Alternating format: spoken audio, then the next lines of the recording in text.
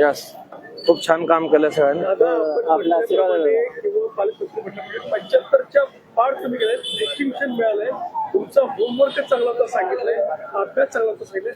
आता काय सांगाल विजयानंतरची स्पष्ट बहुमताची पहिली प्रतिक्रिया काय? सोलापूर शहरातलं हे भारतीय जनता पार्टीला मिळालेला ऐतिहासिक विजय आहे.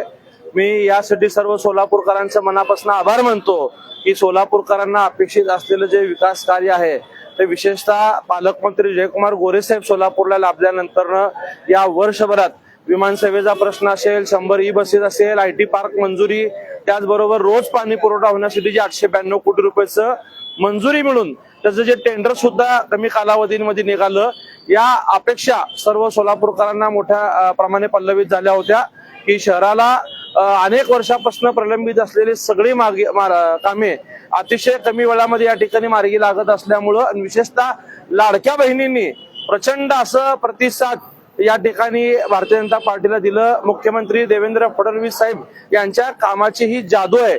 त्यांच्या सभेनंतर आम्ही ठाम होतो. अनेकांना आम्ही जाहीरपणे सांगितलं, खासगीती सांगितलं की आम्ही मिशन 75 बोलतोय, परंतु प्रत्यक्ष हा आकडा 80 ते 84 पर्यंत जाईल. मला वाटतं आतापर्यंत हाती आलेल्या निकालापर्यंत 87 ठिकाणी भारतीय जनता पार्टीला यश मिळालेलं आहे.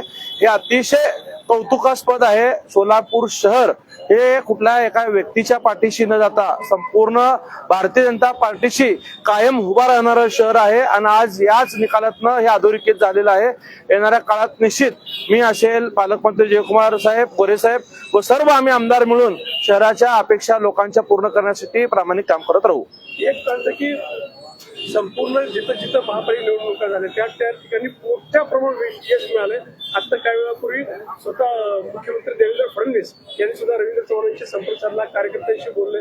काय वाटतंय सगळ्याकडे बघताना इतकं मोठं यश मिळतंय? मुख्यमंत्री देवेंद्र फडणवीस साहेबांचं जे काम या ठिकाणी सुरू आहे, विशेषतः प्रदेशाध्यक्ष रवींद्र चव्हाण साहेबांनी ज्या पद्धतीने पक्ष बांधणी केली आहे, शहराच्या ज्यांना या विजयाचं किंग मेकर आपण म्हणलं पाहिजे, रोहिणीताई तडवळकर आपल्या शहर अध्यक्षा, यांनाही मी हॅट्स ऑफ करतो की त्यांची प्रकृती ठीक नसताना सुद्धा त्यांनी पक्षाला प्राधान्य देत सगळ्या बैठका, सभा, तिकीट वाटपापासून पुण्या मुंबईचा सगळा प्रवास असेल, या महिला कुठं मागं नाहीत, एक पाऊल पुढे आहेत, हे त्यांनी भूमिका ठेवून या ठिकाणी शहराची यंत्रणा सांभाळली आणि ह्या विजयात मोठा श्रेय मला त्यांनाही द्यावंसं वाटतंय करून.